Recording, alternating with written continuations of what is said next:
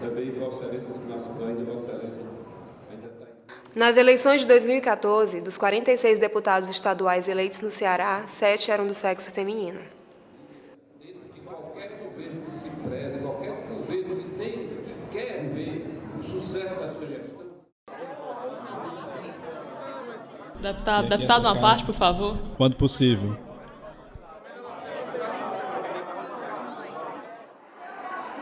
Eu acho que as mulheres estão muito mal representadas na política, porque tudo que eu vejo que as mulheres tentam fazer sempre são sempre são assim interrompidas pelos homens, aliás, os homens que sempre dão o aval deles por último. Porque se a gente bem vê, na Câmara, tem muito mais homens do que mulheres. Então, o voto ali das mulheres são minorias. Mulheres têm que estar onde elas quiserem, e principalmente na política, que é um espaço tão ainda machista, né, racista, homofóbico.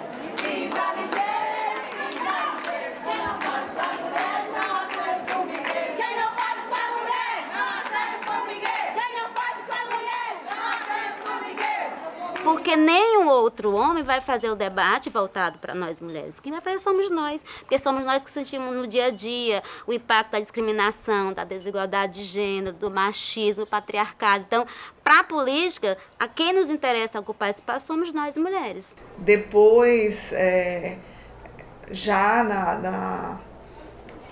como deputada, que muitas vezes a gente chegou a enfrentar essa questão das dificuldades de ser uma mulher atuando na política. Tipo no Grito dos Excluídos ontem, que a gente foi para uma participação lá com batucada e tal, então tinha muitos homens puxando a batucada e muitas vezes a gente acaba sendo silenciada também. A gente pedia assim, ei, vamos puxar um funk agora, já que vocês estão puxando tudo, né? Vamos puxar outra coisa. Aí a galera olha a gente assim, silencia a gente com os tambores dele que são maiores, porque a galera levou mais gente também. E é a dificuldade. Nós há muito tempo lutamos contra o machismo, mas no movimento a olho não pode ser visto. Eu não quero ser invisível e resisto ao machismo. Eu não quero ser invisível e resisto ao machismo.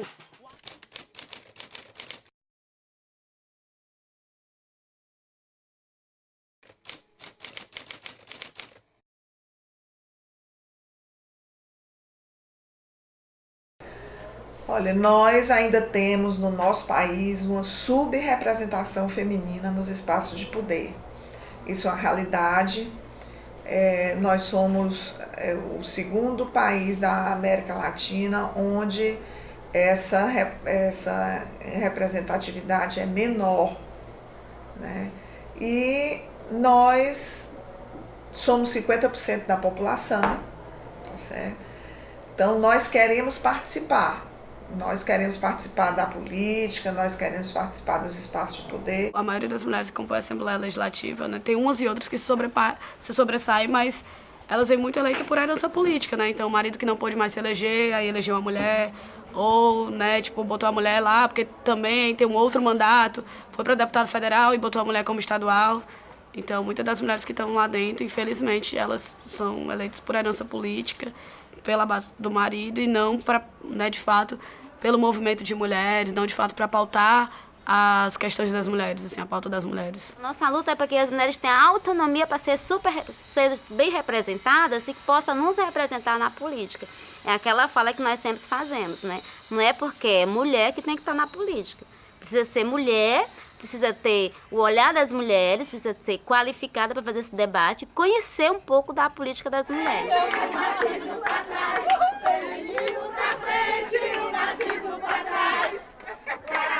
As mulheres, quando entram nesse espaço de representatividade, muitas vezes elas têm que fazer e seguir um modelo político que é um modelo político de negociação, é o modelo político da queda de braço, é o poder político da subordinação do outro, né? Porque a política ela se faz a partir dessa política representativa, a partir da subordinação do outro. Você não consegue pensar no modelo representativo, político representativo, na construção de consensos. Você só consegue pensar em vitórias e derrotas, perdas e ganhos. E as mulheres, quando elas entram dentro desse modelo político e elas têm que negociar, elas não necessariamente estão exercendo poder.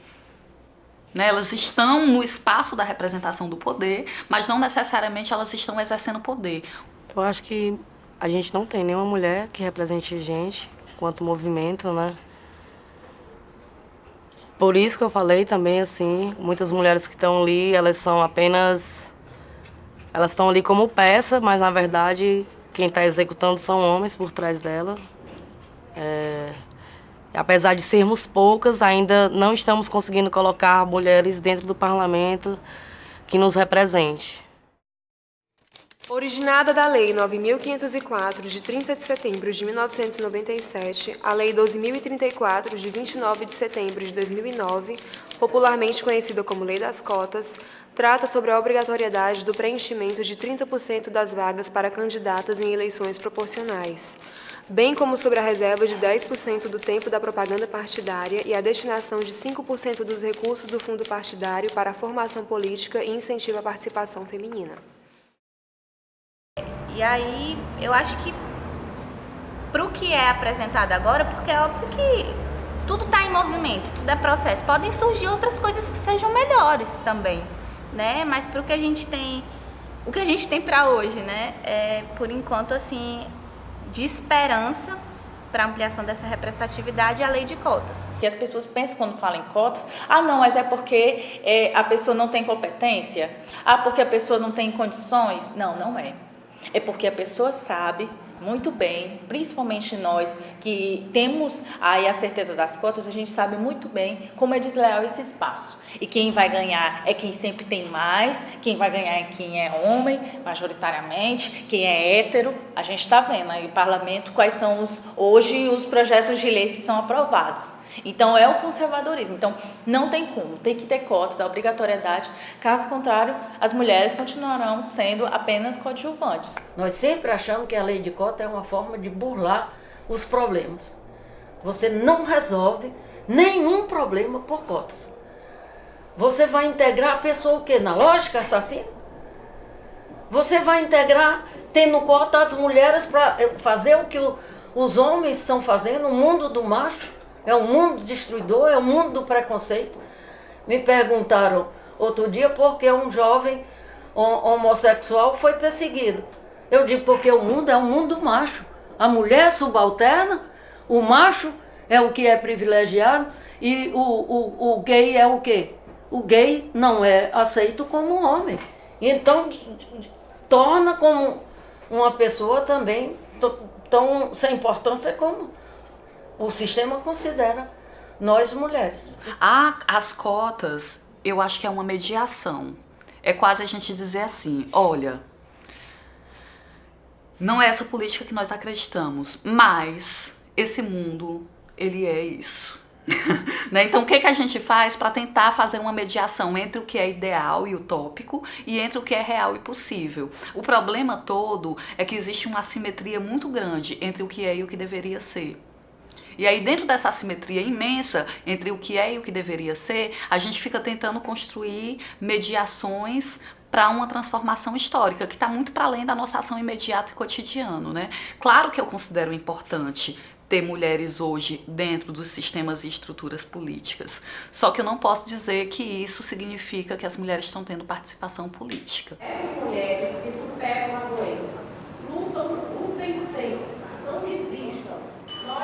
Para que a gente consiga garantir essa representação do que é na sociedade, que é de 50%, mais ou menos de 50% de mulheres, nós temos que ter mudança nos partidos, ter mudança na sociedade, enfrentar a cultura machista, né?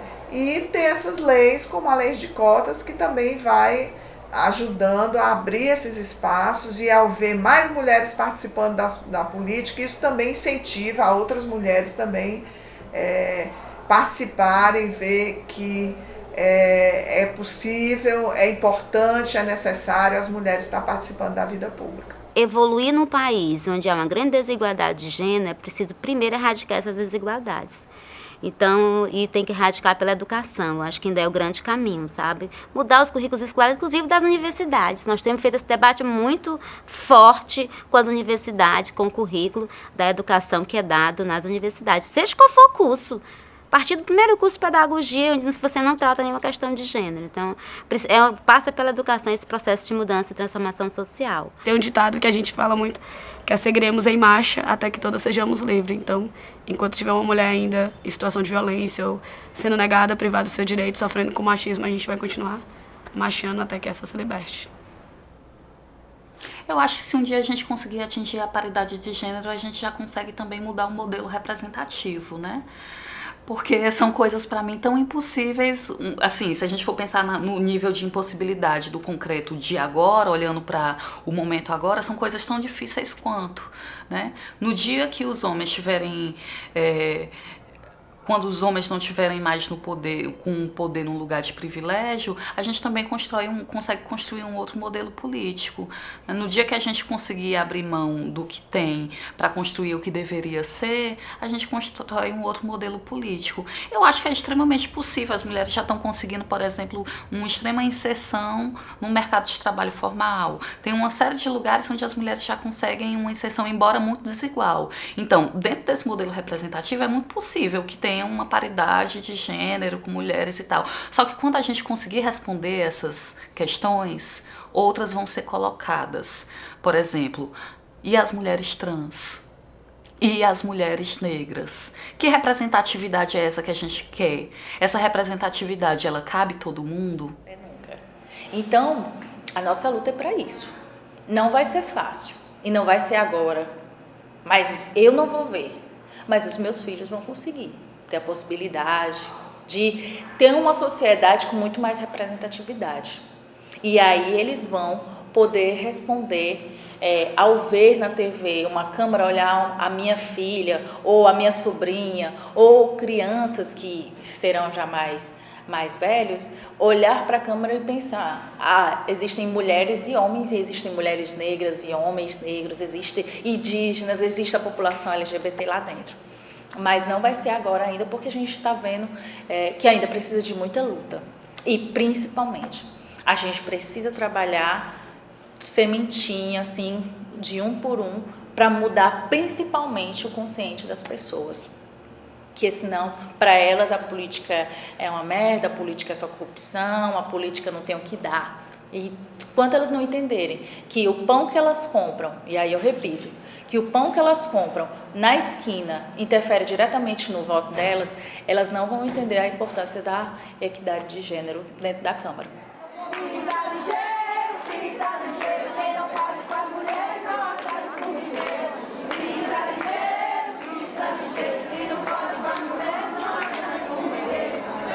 Serviço de cozinha, salsa, cebola.